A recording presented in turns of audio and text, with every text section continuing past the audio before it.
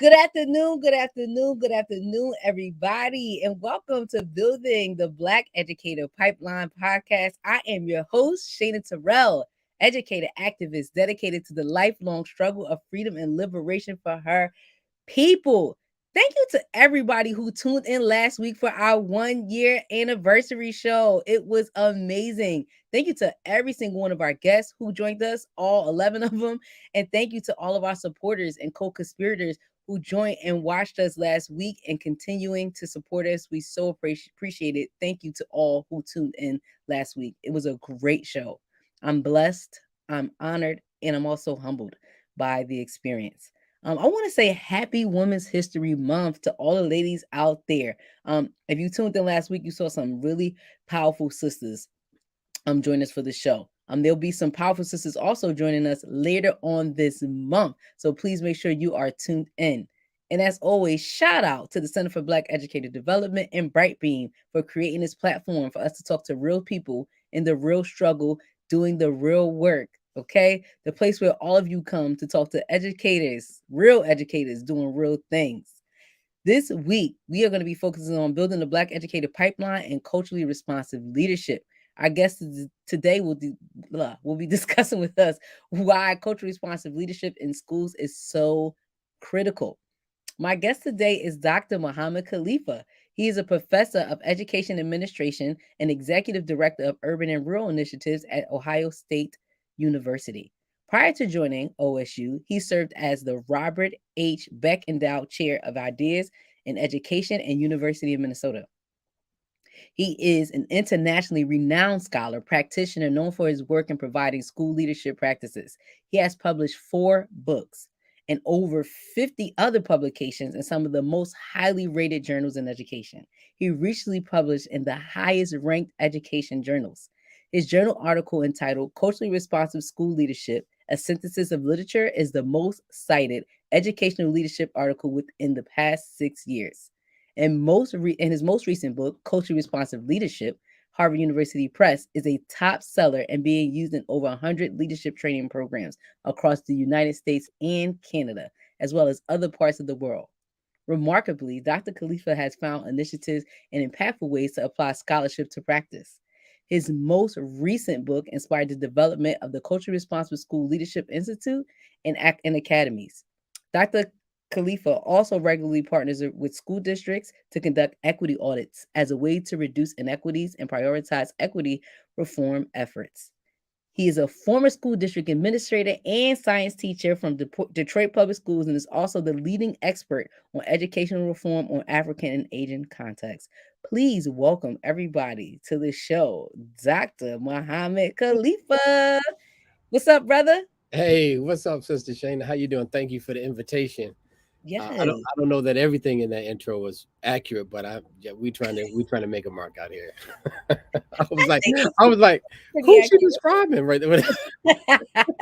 Is that me? Am I out here doing all this? Yes, you are, brother. Yes, you are. Which is why I always tell my guests I'll make it a note to read their bios because people need to know like there are folks out here that are really out here doing the work. They really Yeah, are doing the work. yes, but also I'm an early hip hop fan, and I know about the folks who like to hype the crowd up and all of that too from New York. I happen to know that. Yes, I got to move the crowd. You know how we do out here. Shout out. Well, brother, thank you so much for coming on. We are super excited to have you. So we generally like start off with asking our guests to talk about their journey in education. What made you decide to become an educator?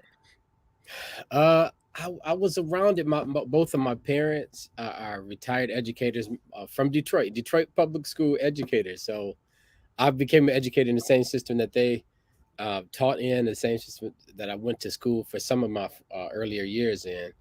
And then I I had educators that touched my life. So I thought it was a way to give back. I was pre med for a while, and I was Mm. when I was taking those science classes, that wasn't calling my spirit. And I volunteered in a hospital. That was, I mean, I was in a trauma burn unit. I was like, okay, I mean, I'm helping somebody remove bandages, but and then I volunteered in the classroom. I was trying to avoid that, and it called me. It called me, and I was just reflecting on some of the interactions I had with teachers, over the years, seeing my parents and everything like that. I know it wasn't an illustriously high paying profession or anything like that, but it was what my soul was kind of pointing toward at that time. Dope. And you have a journey that, again, so many of our guests have. Like, maybe I'll try this, maybe I'll try that, but education kept calling you. And I think what's really good about your story is you had two Yeah, parents that were in education, though, right? Like, yeah, both of them, right? So you had examples of what like teaching was, what leading was, what leading young people is. So you had those examples. And one of our trainings that we do for young people, we talk about like your community, your circle, for apprenticeship, right? Because a lot of times we learn how to do the jobs we're going to do, or we learn what careers we want to go into by apprenticeships in our own community, whether our family, our neighbors, or whoever. So that's you right. had in-home apprentices. So Not only that, and I don't want to steal the thunder from some of your earlier from some of your later questions, I should say, but uh-huh. my father was one of the first principals of Sister Claire Muhammad School, which is a Black independent Islamic school in Mm. Detroit. It started in '76. So not only did I see my parents engage, my father was the school principal, and my mom was a teacher in the same. She was my teacher. Uh, but not only did I see that, but I saw. Uh, I'm so happy what some might have described it not as being the most academically inclined, but Mhm. I'm so happy I experienced that love, and I'm so happy I experienced Black people who continue to show up even though the full paycheck might not have been there, and Mm. even though it might have been difficult with there were no buses, so folks had issues getting to school sometimes. And despite all of the problems that would absolutely cripple public schools, if any one of those problems would have happened, I saw folks keep coming because of the commitment to raising their own. So it wasn't I just have that memory and that experience too that I think contributed to me becoming an educator eventually. Yes, and you speak to the commitment and the struggle, right? Like again, you got to see all of that.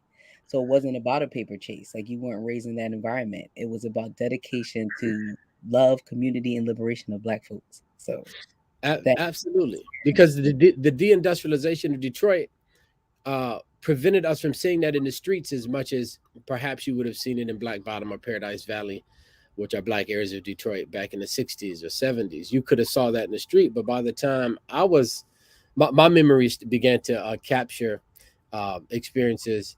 It was in the '80s probably, and you mm, just you don't see that in the street, but that was one place you could still see that in the school in a school. Yeah, where your parents led. yeah. So now with that, you also, right, you're a professor at Ohio State, a tenured professor, but you also lead an organization called Adjusted. Can you tell Yeah. us about that org and what's the purpose of that org? Well, the purpose of it is for system change. A lot of the work that folks engage is around anti-oppression, around self-determination, equity, inclusion, diversity, all of that. Unfortunately, a lot of people lead that work with their interpersonal experiences and their Mm, own personal journeys of race or whatever, mm, and that is important. That's an important part of the work. But if we hope to see sustained and continuous change in schools, we have to make sure leaders understand the work and they have the tools they need in order to do the work. mhm, And what I'm talking about is something called system change. How do we change systems so that, I mean, it's what bureaucracies are supposed to do. But when it comes to race, we have a history in this country that we run from that. When it comes to anti-oppressiveness, and I'm using the word anti-oppressive because there's a lot of people who might be, claiming to be anti-racist, but they're not anti-colonialists. They might be claiming to be anti-racist, but they're not anti-imperialist. So I'm saying all oppression. So mm, so what we try to do is we try to train leaders, and we deeply engage with leadership learning, so that leaders have the tools, the knowledge, the background, the history, the context in order to be able to lead a team, in order to sustain anti-oppressiveness and liberation and community and humanity in schools. And we just happen to know that if teachers are on that and teachers are doing that work, and their organizational leaders, the teacher leaders, or the district leaders are not doing that, then teacher burnout happens, and teacher exiting happens. They leave the profession. So we focus on that. We have institutes, we have online modules. We just coming up with a lot of content that can help leaders lead equity work and liberation work and humanity. And as well, we also do equity audits as a way to do that as well. So we do that through the same organization. So you have said a mouthful about what Adjusted does, but you've also brought up some really key points that I Okay. like want to hone in and talk about. Okay. Yeah. Yeah. One of them is a point about being anti-racist, but not being anti-colonialist or anti-imperialist. And I don't know if folks understand the difference between what all three of those things are. Can you break it down a little bit more? Yeah, I can talk a little bit about it. It's a rather long conversation, and then there are others who are way more qualified than I. But we have to understand that you know 500 years ago, when Isabella and when folks on the in Spain invented these categories around race, and when they invented who was to be human and who was not to be human, who didn't have purity of blood, Hmm. who was savage like, and who didn't either genetically or socially maintain qualities of humanity. These categories were made up on Africans. These false categories of being non-human were made up on Africans, and from there Europeans colonized. I mean, all of Latin America speaks Spanish or Portuguese or English. We're the indigenous languages there. The African continent, Asian continent, almost everybody was colonized, and this set into play a number of uh, practices that continue to colonize people. Because what happens is that when Europeans put, I mean, I'm really at 1,000 foot level, just trying to just cover some of the main No, points. you're good. You're But, good. but I'm sorry for taking the time with this, but I think it's necessary. Take the time. I wouldn't have asked a question if I didn't think that it was necessary for people to understand. And the reason why I'm saying that is because you might be like, "Oh, this is a long answer," but what we come in this space to do, we come in this space to learn. We want people to walk away with things that they haven't known or things that they can take back and use. And I think a lot of times in education, we throw out the buzzword, right? We want to be anti-racist, or the new words of diversity, equity, and inclusion. But I don't know if people understand full scale about what that means. That's And a right. lot of time I talk about anti-racism in a way like, are you really anti-racist, or do you want to be seen as I don't want anybody calling me a racist, right? Like what does that really? I'm anti-racist. Are you really anti-racist, or you just don't want anybody to say you are racist, so That's you right. wouldn't join in this work? So because of Yeah, that, when you talk about anti-oppression, right? So when you ask people like, but are you really anti-oppression? You can say you're anti-racist, but are you anti-oppression? Because yeah, you can engage in all of these anti-racist workshops and come back to work and oppress kids every day. When you don't understand at a high level what you're speaking of when you talk about anti-colonialism and anti-imperialism. So I think it's fine that you take us through the lineage of the history of all that to see how psychologically that's it right. affects us here in America, which then affects our actions. So you do not have to apologize at all. I just don't want nobody on the line like, here we go again with Dr. Khalifa. But No, we like, yes, Dr. Khalifa. Yes. no, I'm glad you brought up that nuance. I'll get back to what I was saying a minute ago. But some people who are just wanting to say I'm not racist versus being anti-racist, which requires action, which requires you to be proactively against something, is a very important nuance. And that's exactly what we're saying about colonialism. I mean, 50, 60, 70 years ago, Patrice Lumumba, Kwame Nkrumah, all of these African leaders came together, the Bandung Conference, anti-imperialists, like, for example, Ho Chi Minh, who was a Garveyite, and all of these people kind of came together and was against oppression at a larger scale. We can, as Black people, retreat to America and say, hey, we're against oppression as it impacts us. A lot of people don't know that Martin Luther King was killed because of his stances on Vietnam. Malcolm X was partly targeted because he was going to the United Nations to fight against all oppression, including the oppression of Black people. So our historical Black leaders have always had an anti-oppressive stance, not only as it pertained to their own people, but as it pertained to anybody being oppressive anywhere in the world.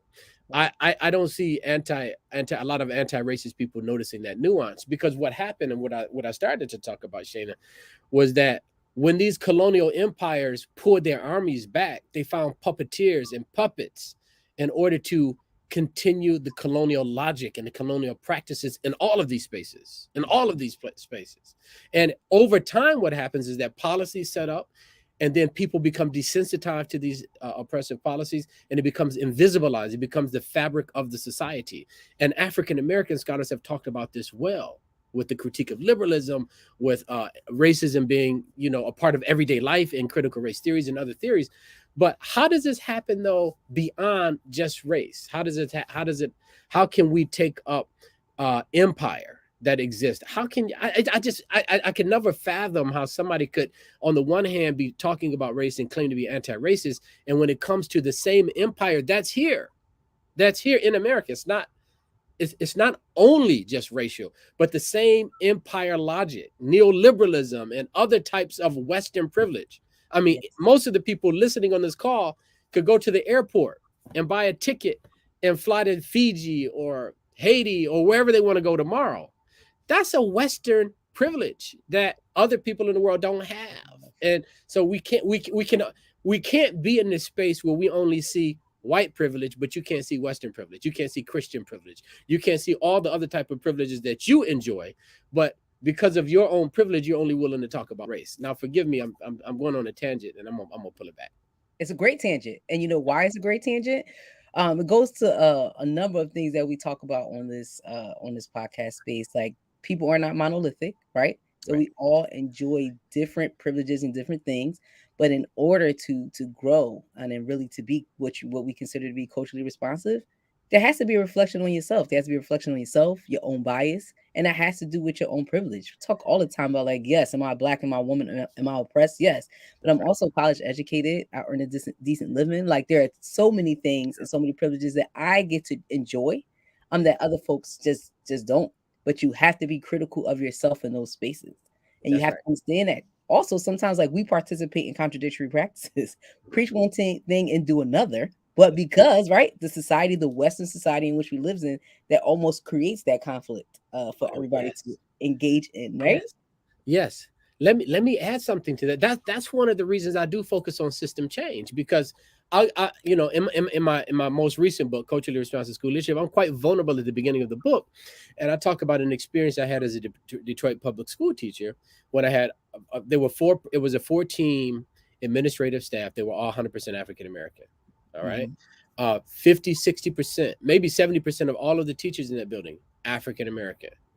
Students, 80% African American, and the rest were immigrant kids or poor Polish white kids that were too poor to leave the city. Now, the suspension list was 6, 7, 8 pages long. Now, hold on a second. Uh, and this is why when people only talk about representation and not the mindset that has to go with all educators, including black educators, then they're missing something. Yes, we do need black educators and we need black leaders. Absolutely. But we can't stop there. That's one of the components needed. The critical mindset is another one needed. And the ability to see black humanity and black love and black community empowerment is yet another lens needed. So, yes, you need black educators, and you need lenses and frameworks that can allow those same black educators to see, because absolutely black male children were being oppressed in that school I started teaching. It was my first job. And my family were very socially active. I went to Michigan.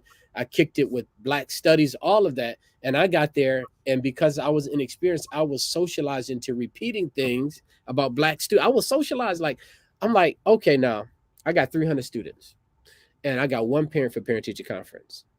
So 1 semester, 2 semesters, same thing for a year. I'm like, what happened? My colleagues, well, they don't care about education. We don't care about them kids. Yep. Care about them kids.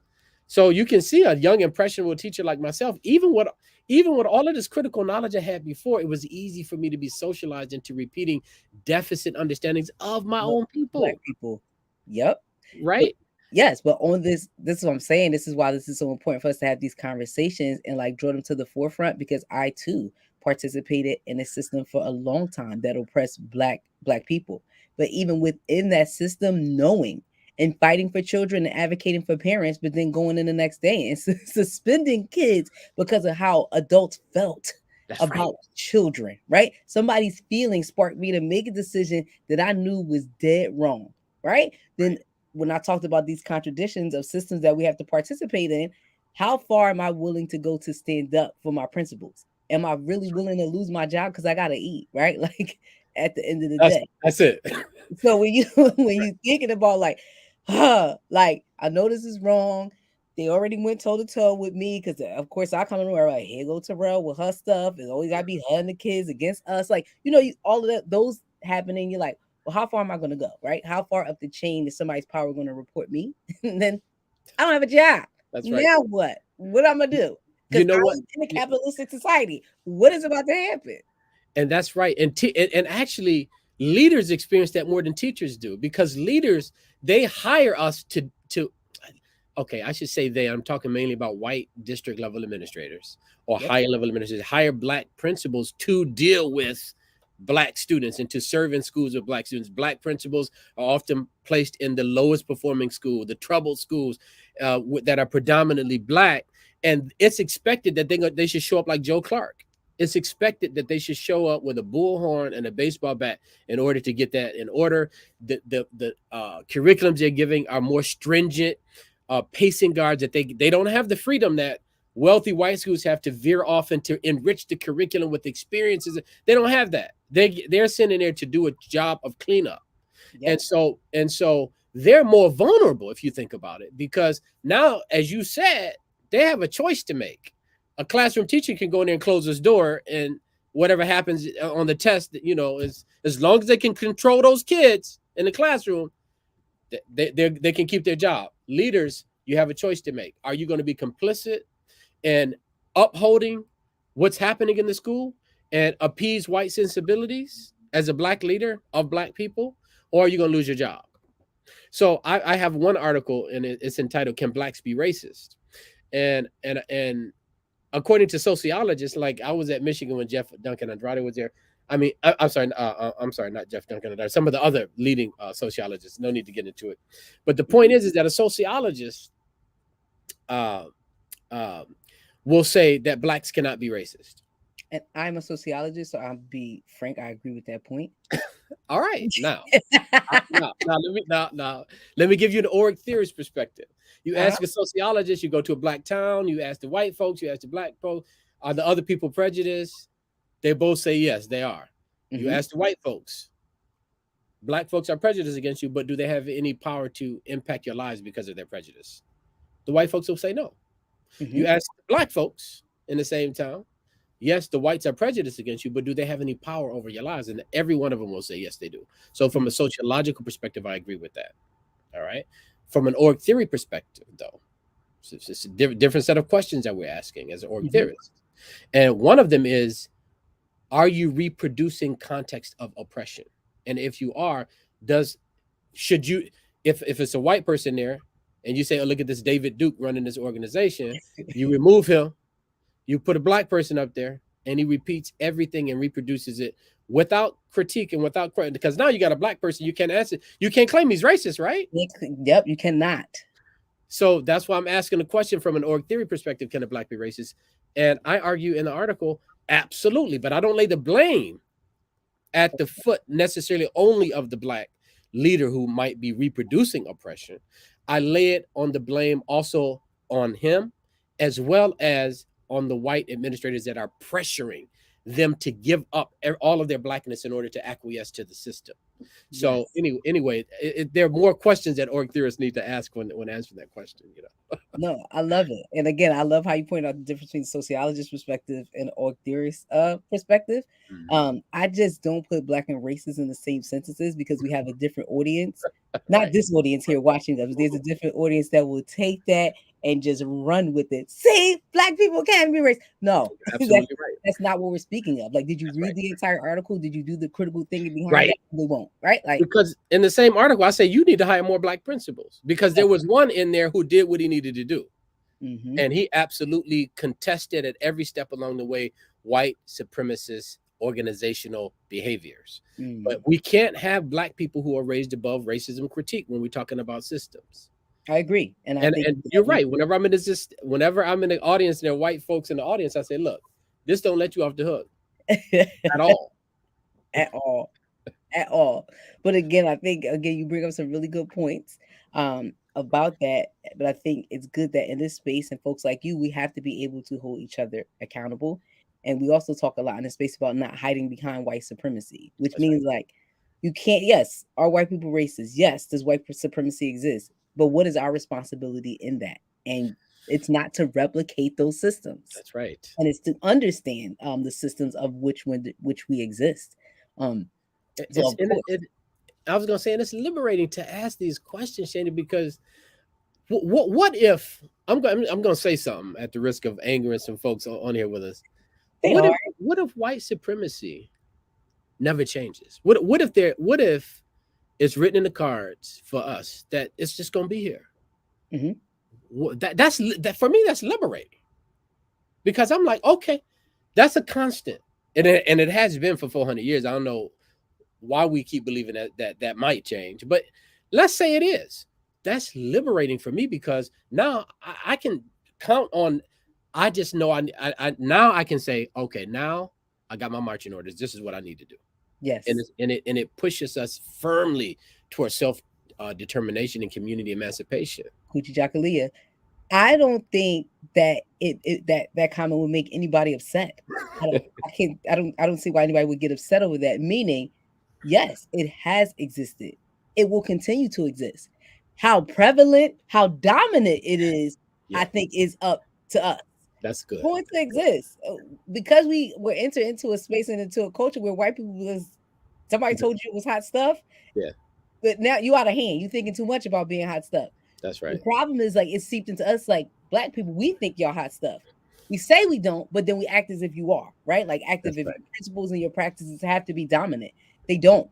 And I think therein lies the difference in system change and what you're Uh, talking about. but let me push back though a Push it. little bit, and here's why: because most equity work that you hear Mm-hmm. ain't focused on us. That's So why I see, mentioned the comment I did. It's not focused on us. It's focused on fight and protest. And how can, so in other words, the definition that many black people have, even the liberation, right? It's all mm-hmm, about abolitionist fugitivity. It's all about fighting oppression, fighting. That's fine. But W.E.B. Du Bois, when he stepped off the NAACP, said, what is a beauty to black people? What is art to black people? Who are we out? I mean, beyond, or that are not dependent. Who are we as a people that is not completely dependent on what white folks are doing to us? And I don't think most of us have a good explanation for that.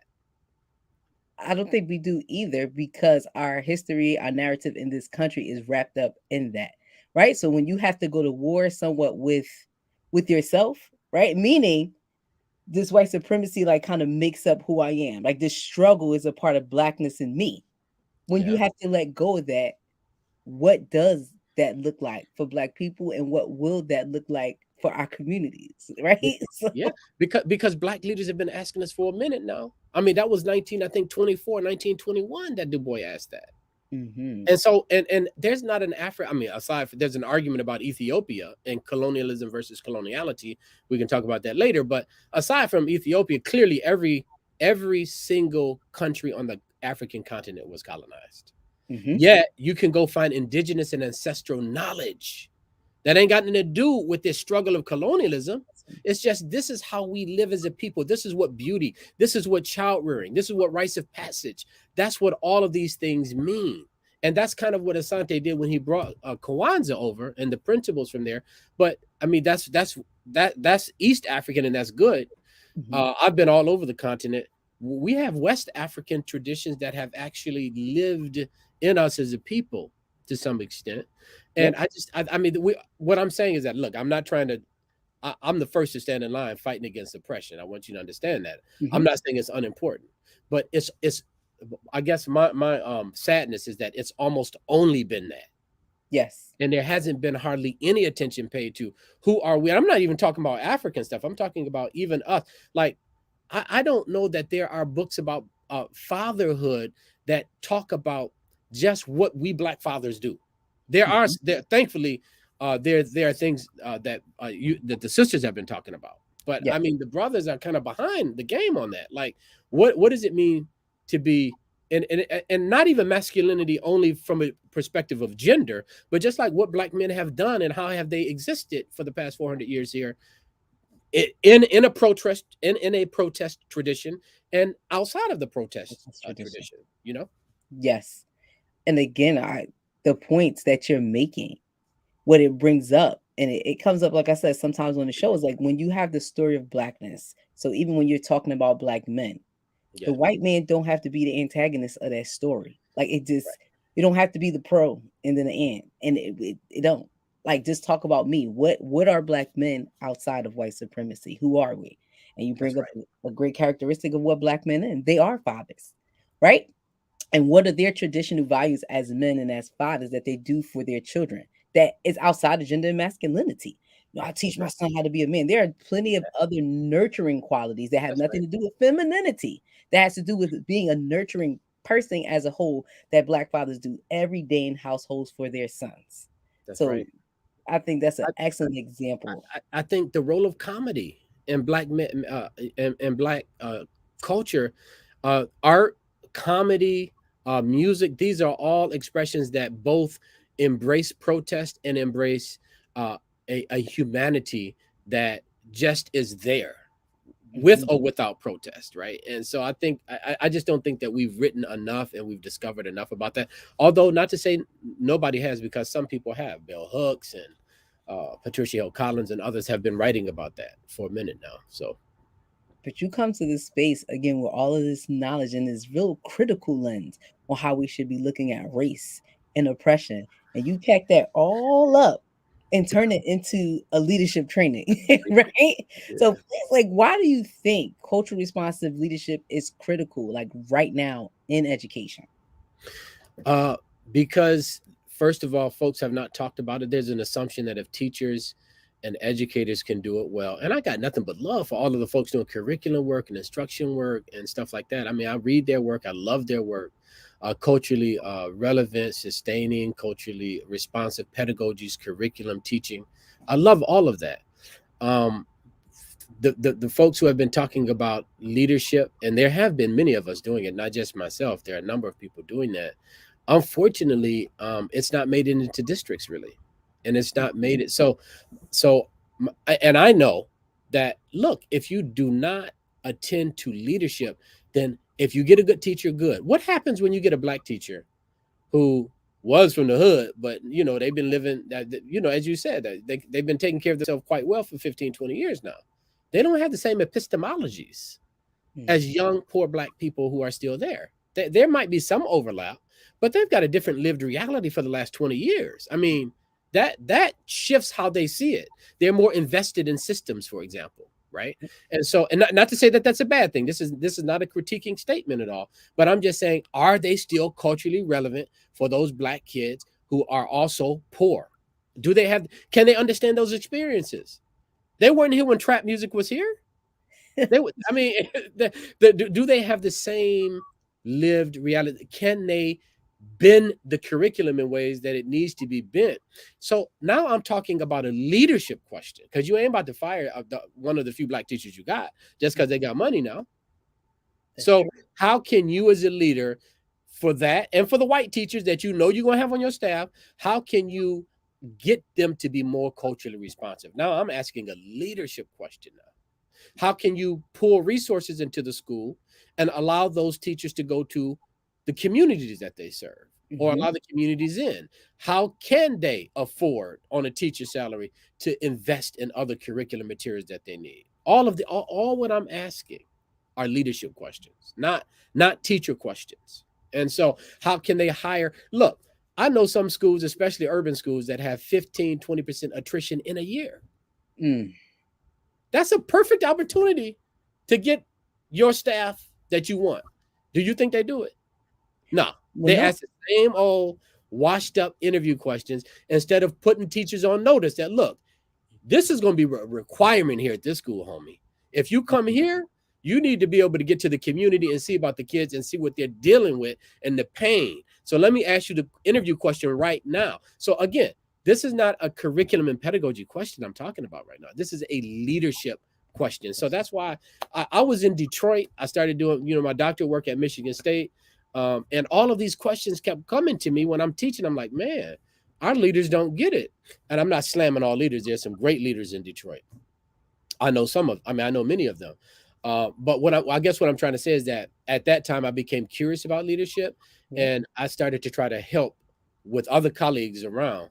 One of them who's right there in Philly, James Davis, and trying to answer some of these leadership questions out there. And then what this turns into me is like, all right, you had all this curiosity going, you've done all of this work, and I mean, you're spot on, especially when you're talking about recruitment and folks looking at people leaving the profession as they should be looking at it at points as an opportunity to get the folks that you know you need in the building to be able to support those kids, especially Black children. But is there some things you can share with our folks that you found in your research are like the top strategies for leaders that they can use to support Yes. teacher retention and recruitment? Oh yeah. Well, let me back up for a minute. Let me say like what we found. So my colleague Mark Gooden and James Davis, who again is in Philly. Mark Gooden is at Columbia in New York City. What we found is that culturally responsive school leadership has four main core areas. Number one, critical self-reflection. And in that area, you're asking yourself as a leader, how am I reproducing oppression in this school or in this district? How am I a part of the problem?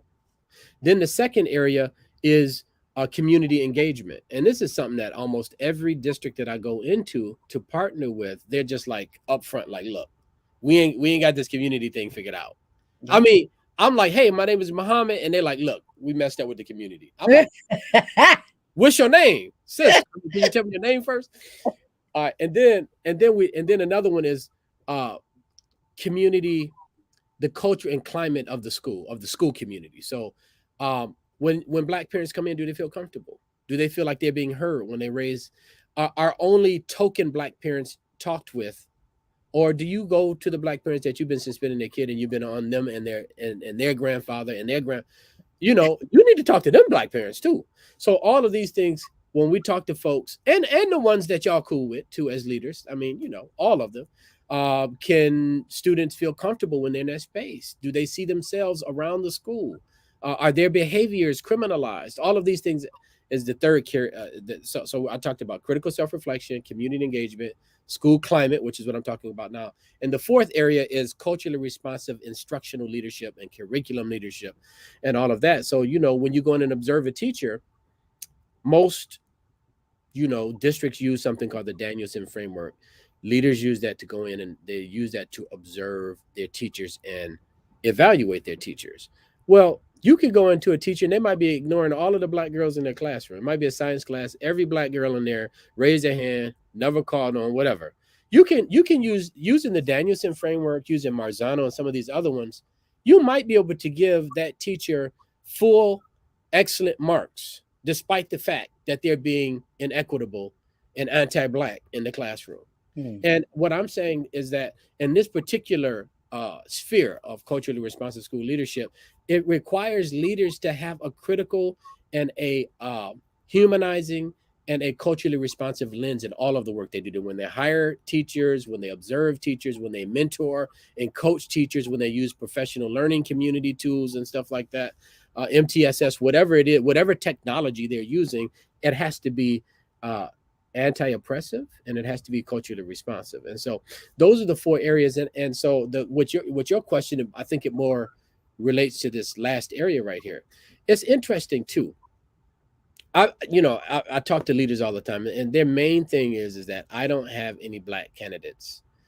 Uh, let me rephrase that. I don't have any qualified Black Black candidates. candidate. Yep. And when you get down into the data, you want me to tell you what really is going on? What is really going on? They get all kind of white candidates that have flaws. What teacher is perfect when they come and apply for the position? Everybody has a flaw. Yep.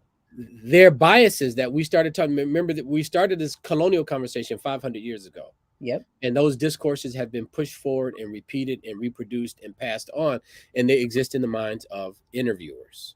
All Hmm. right. So when they see a white candidate, despite the fact that they have flaws, they want to accept it.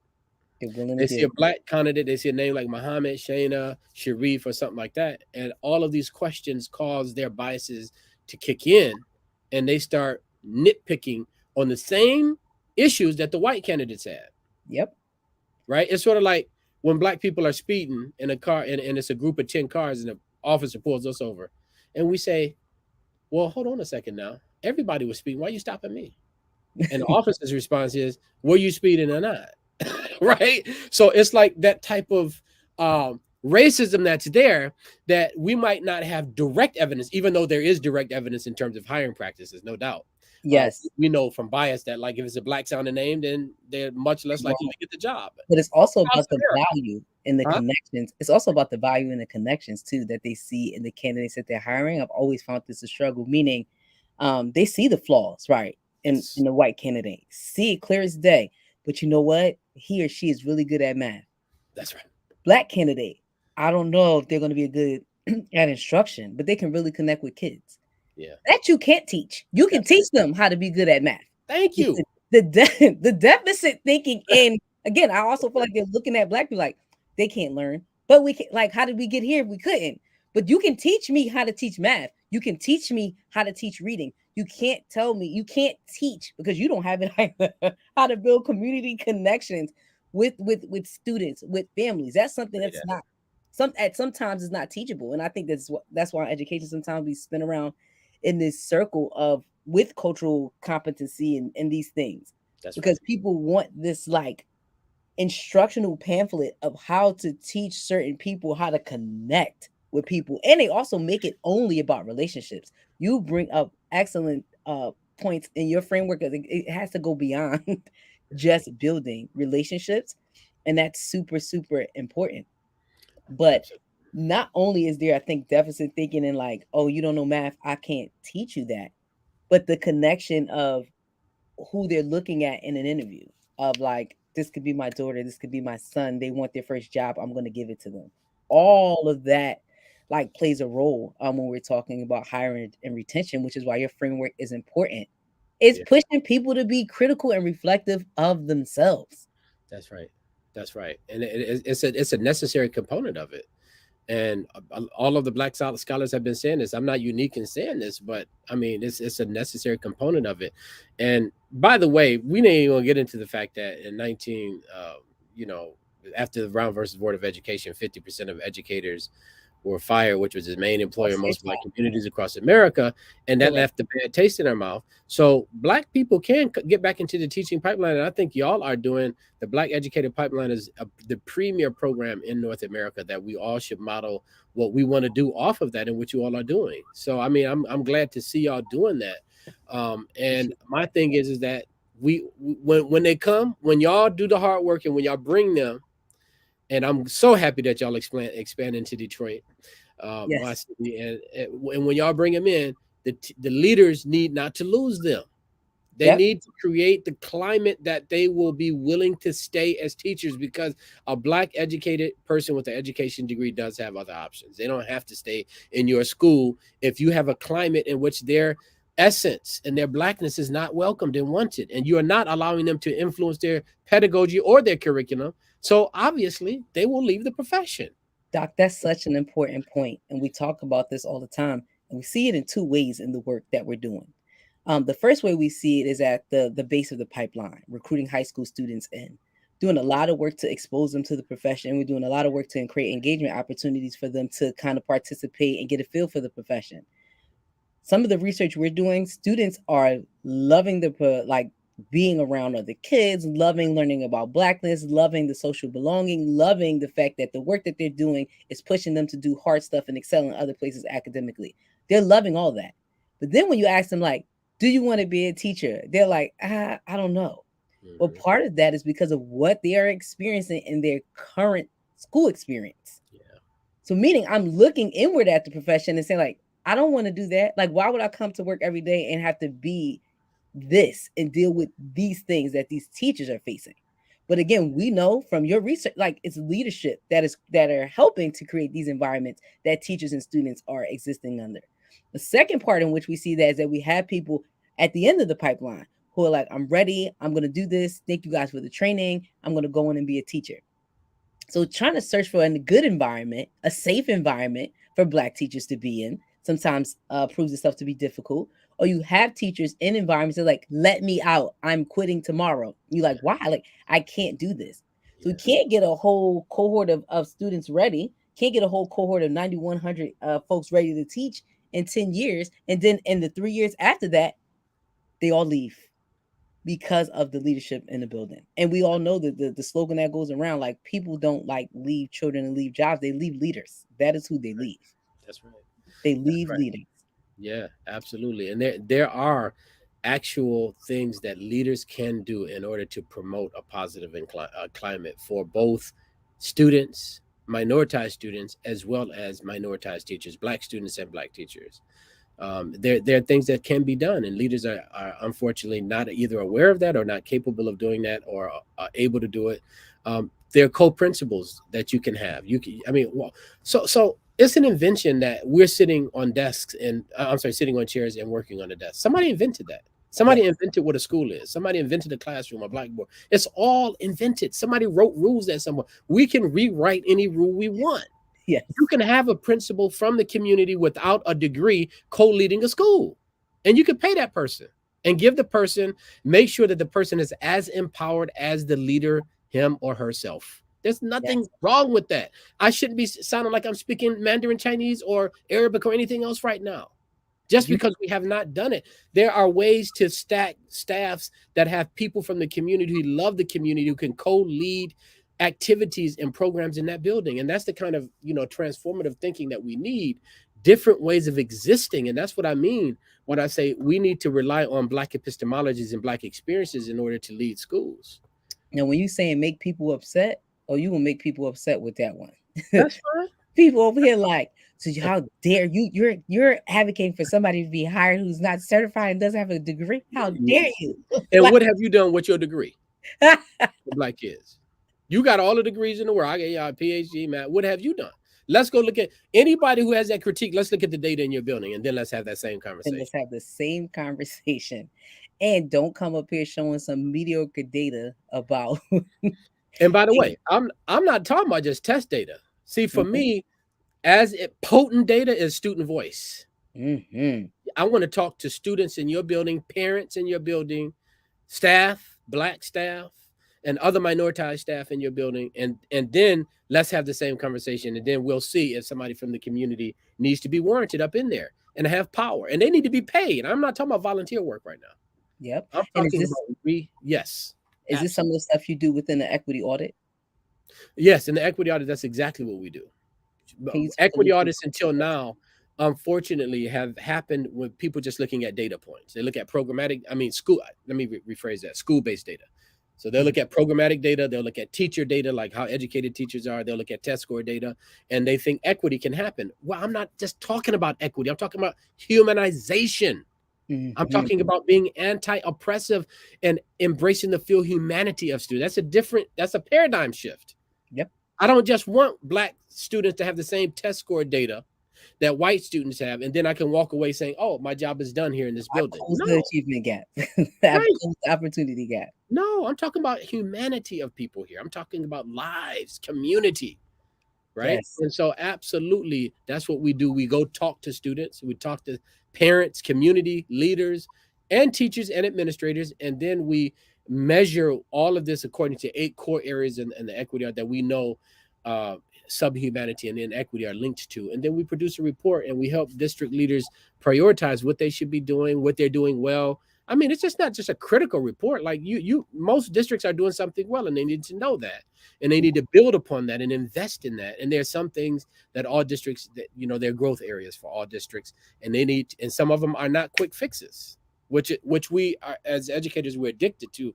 Okay, let's do this today, next month. No, this is a 5-year, this is a 3-year, this is a 7-year commitment. And yes, you do need to invest major resources, human hours, and whatever else in this area. And that's what equity audit. That's why the academies that we do and the equity audits are such a perfect fit, because we give you the audit and a tool and priorities and a framework for moving forward. And then we also capacitate the leaders and give them the critical knowledge that they need to implement and move the work forward. The word for it. Amazing. Yeah. So I want to get into also talking about And some people gonna be like, "How he doing all this? He a professor. Then he out here running this adjusted organization." And now what we're about to talk about is you're about to start, or you are starting, or have already started another organization called Teach. And I'm drawing that in because we're talking a lot about community, bringing communities into schools. Can you tell us a little bit about Teach? Yeah, absolutely, sister. So first of all, I'm not just doing this by myself. I got fabulous colleagues that I work with, both in the university and outside of the university. Shelly, Sarah, and some of the other folks at the Adjusted team are helping to launch this new nonprofit, and they're in kind. A lot of people have been mentors. Sharif is on our board. A lot of people have just been donating all kind of time and love because I think they see the work. What Teach is it stands for Teaching for Empowerment, Equity, and Community Healing. And it is so it's not TEACH, it's TEECH, right? So what we hope to do, what we're trying to launch, is an organization that will help train future educators in community settings with community experiences, community histories, ancestral knowledge, basically on community-based projects before they ever step foot in a classroom. And we believe that this can be done. We would recruit BCU, HSI, tribal college, community college, four-year institution, first and second year students, into a community of learning, critical learning. That's the first thing that we'll do. So we'll stay with them for 2-3 years, engaging them at every possibility, and then we'll pay for their last year of schooling. The goal is to pay for their year that they become certified. So this is not like a kind of organization that's at war with colleges of education. Colleges of education do some things well. And also, most states like to recognize a degree certificate. And although alternative pathways are there, we think that colleges education should be partners in this work. There's a lot of critical scholars across the country, and shout out to them for doing that critical work. So we want to partner with them, but we can do things that they can't do. And that is exposing to community space and community experiences. So what the goal is that the year before their certification year, usually their last year, and I'm sorry, the summer before their certification year, and the summer after their certification year, we want to engage them in deep community projects, advocacy, not allyship. We ain't trying to raise allies because allyship is too safe. We're trying to raise advocates, people who are there with their sleeves rolled up, trying to do what the community members are leading them to do. And this talk about culturally responsive teachers. This will get them there because they understand who the community histories through the work that they'll do. But also, in addition to that, during that summer before and after their certification year, we're going to invite all of these critical scholars. I mean, there are hundreds of us out here trying to do this kind of work. Invite them in the summers to talk with these students and help them understand what they're experiencing. Then they go get certified. And then the last two steps is, number one, get them hired in districts with a commitment from the districts to have a humanizing environment and to allow them to continue their community work. It might be 2 hours a week that they get extra time. And districts are doing this when it comes to business teachers, when it comes to other community teachers and stuff. They need to do that with communities of color and say, look, you can continue to deal with it. We can't give you all your time in the community, but 3-4 hours a week, every other day, you can be there working on the same work you started with. This gives educators credibility, which we have none right now. We don't. This gives them culturally responsive frames, which we have none. You can't read this stuff in a book. You need to experience the pain of people. And it gives them an authentic way of doing it. An authentic way of doing it. And you need to stay committed. This ain't no rape thing where you come into the community and rape it for goods, write your dissertation up or get your degree and then you bounce. No, we need you to be committed to the people. You're not exoticizing my people. You need to stay there with them, or indigenous spaces or Latino spaces, wherever you did immigrant. Stay there with them and experience that with them and bring what you learn back to the classroom. Be a part of the community. Right. And the last thing we want to do is continue learning, even after the degree, have these critical communities of learning for teachers that 5-6 years, they still engaged in that kind of way. So that's kind of what we want to do. We just got the paperwork filed, and we're starting to ask for money like within the next month and stuff like that. So wish us well. I would definitely wish I would. I'm a washed up academic. I don't know what I'm doing. Let me just listen. You got a partnership with us here at the center, so we will definitely help support and be a guiding body for y'all. But when you're talking about true investment in the community and investment through human capital, I think that that is an awesome way at looking at true authentic community engagement upon tokenism and beyond. I love that you use this rape culture of academics and how we come into communities and like rape them, to say it plain. So amazing work you're doing. I don't want to leave here without you having the opportunity to go ahead and thank a Black teacher. We ask all our guests to do that. And again, you could thank one, two, however many, but we want you to have an opportunity in this space to shine a light on a Black teacher. So it is time for.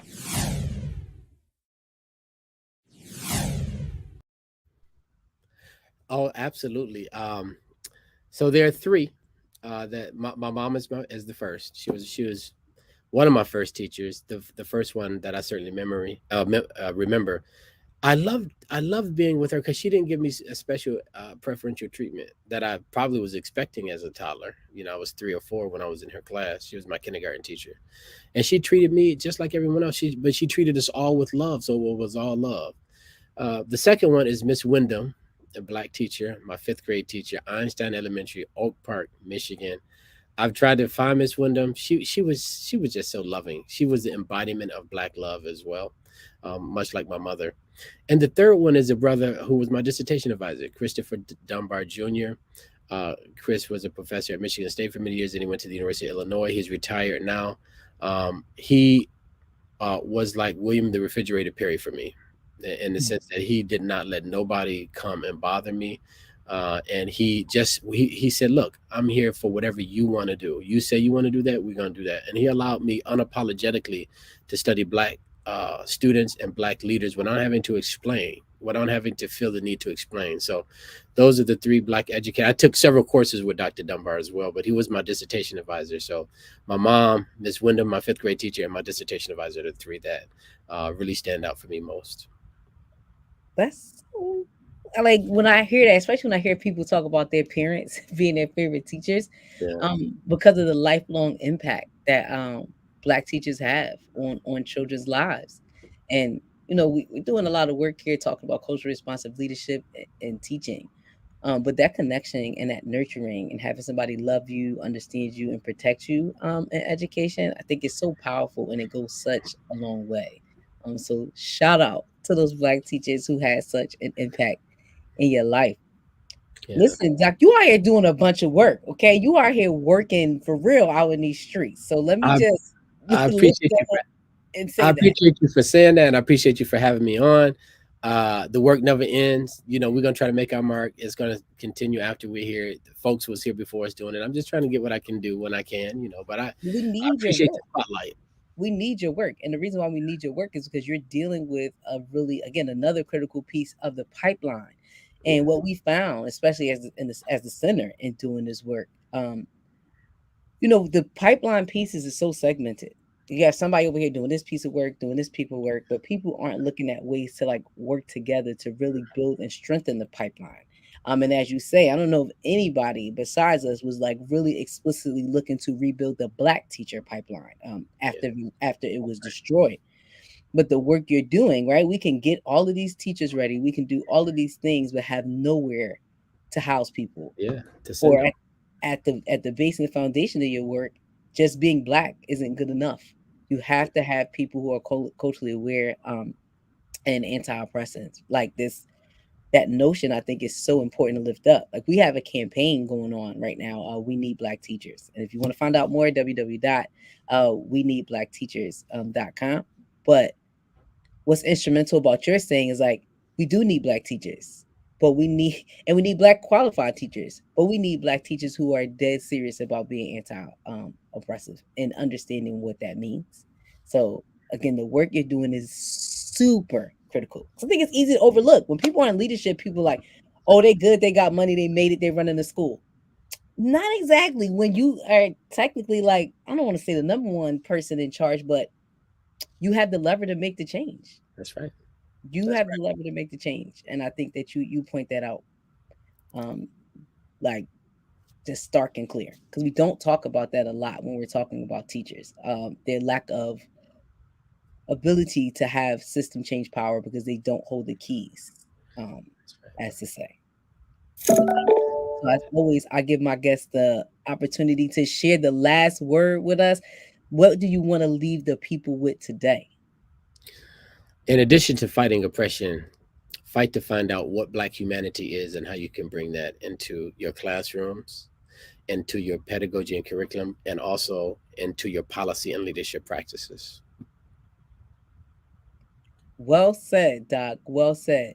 So we want to thank you for coming on and joining us today on Building the Black Educator Pipeline podcast. No, again, you're doing some great work.